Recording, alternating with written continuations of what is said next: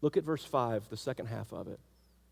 So Peter was kept in prison, but the church was earnestly praying to God for him. What were they going to do? They had no influence, they had no stature, they had no numbers. What were they going to do? They were going to pray. And I think that's the second rhythm that we begin to see developing in the life of the early church, a rhythm of prayer. We need to have a rhythm of prayer in our lives. Guys, the enemy, Satan, may do a lot of things to hinder your faith.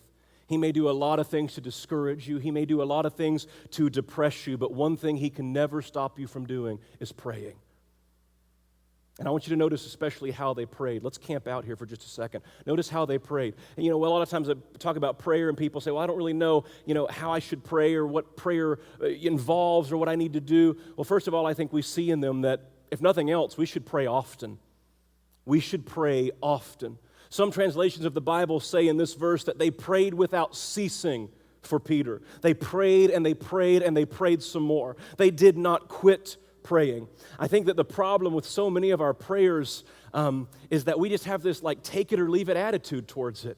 We have this take it or leave it attitude towards prayer, and if we pray for something once and nothing happens, we just sort of give up. We're sort of like, oh, well, that didn't do any good. I guess I'll go on to the next thing. But these people didn't stop. They kept praying for Peter. They prayed and they prayed and they prayed again. Another thing I think we see in the early church here is that they prayed with all their heart. And we should pray with all our hearts when we do pray. Look at verse 5 again. It says they prayed earnestly. They were serious about this. That means they prayed with intensity. They prayed with fire. They prayed with fervency. This is how Jesus prayed too. You've been reading through your New Testament. You've read through the Gospels. Hebrews chapter 5, verse 7 says, during the days of Jesus' life on earth, he offered up prayers and petitions with fervent cries and tears to the one who could save him from death, and he was heard because of his reverent submission. Hey, when's the last time you prayed with tears in your eyes? I read about when Jesus prayed in the Garden of Gethsemane, the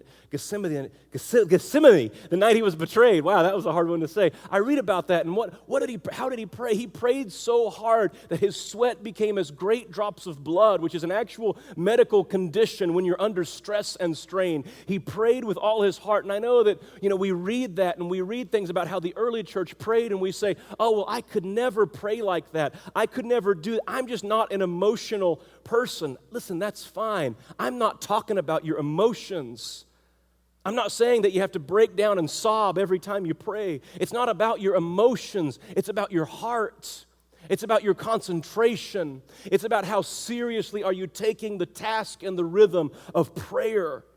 It's about taking prayer seriously and praying with all your heart. But let me tell you something. This kind of prayer isn't easy. This kind of prayer is hard work. And that's the reason why I think many of us don't pray like we should. This requires concentration. It requires effort. And can I be honest with you? It's harder to pray this way than it is to preach. For me, preaching comes pretty naturally, but praying like this is hard. It's harder to pray like this than it is to study. It's harder to pray like this than it is to sing songs on Sunday. It's harder to pray like this than just about anything because this kind of prayer requires time and effort and work. This kind of prayer isn't just, the now I lay me down to sleep kind of thing. This kind of prayer is war. When you pray like this, you are entering into spiritual warfare, and the enemy will oppose you when you pray like this. Don't ever forget, we have a real enemy. His name is Satan, and he doesn't mind anything else we do as long as we leave out prayer. I really believe that. I think that Satan will say, go ahead and have your programs, go ahead and have your outreaches, go ahead and have your sermons, go ahead and have your songs, go ahead and have your life groups, go ahead and have your potlucks, go ahead and have your visiting the sick and the poor, go ahead and do all of that as long as you leave out the power of God that comes through fervent prayer. I think the devil laughs at our programs and our organization and our charismatic personalities that we put up on a stage. The devil trembles at our prayers. We need a rhythm of prayer in our life. One more thing about this kind of prayer. We should pray, first of all, often. We should pray often. We should pray with all of our hearts, but also we should pray unsafe prayers. We should pray unsafe prayers. Here's what I mean by that. Many of us, when we pray such a generalized prayer that we never really have to admit if God didn't answer it. You know what I mean? Like, oh, God, bless all the sick in our community. Well, somebody's going to get better, right? Somebody's going to get better, and we just don't have to admit if God answered our prayer. Oh, God, bless the people who are sad. Bless the bereaved, right? And somebody is going to start feeling better. And it's like we don't really have to admit if God answered our particular prayer or not. And that's a safe prayer. Those are very safe, very sanitized prayers that we tend to pray. But we need to pray specific prayers. We need to pray unsafe prayers so that we have to admit whether God answered it or not. Who did the church in Jerusalem pray for? They prayed for Peter. It says, without ceasing, they earnestly prayed for Peter. He's in prison. He's going to die. They say, we need to pray for Peter to get out of prison. We pray, God, please let Peter get out of jail. Please free him from prison. Now, that's a big difference. There's a big difference between that kind of prayer and just kind of a general half-hearted prayer. It's like the difference between, I heard somebody say, and this is great, I heard somebody say it's praying like this and praying just kind of general safe prayers is the difference between saying to your neighbor, hey, you should come over sometime, and inviting your neighbor over for steak.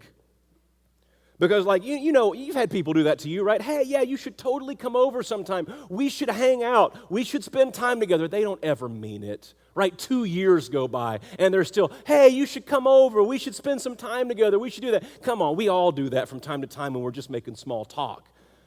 The difference between that and having this kind of prayer life that the early church had is saying to your neighbor, listen, I've got 5 steaks on the grill right now.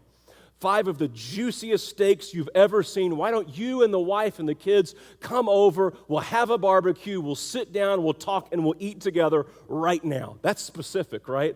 See, that's the difference between safe praying and unsafe praying. You don't just say, God, bless the people in our neighborhood who don't know you, even though that's not a bad prayer. A better prayer is, God, my neighbor needs you.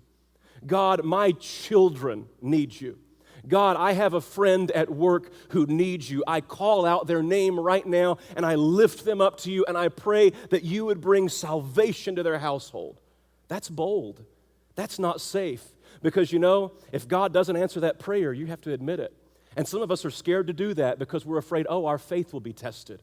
Somehow what if God doesn't answer my prayer? Then I'll have all these questions. Have your questions. That's okay. Pray those bold, specific prayers. The early church keeps praying for Peter.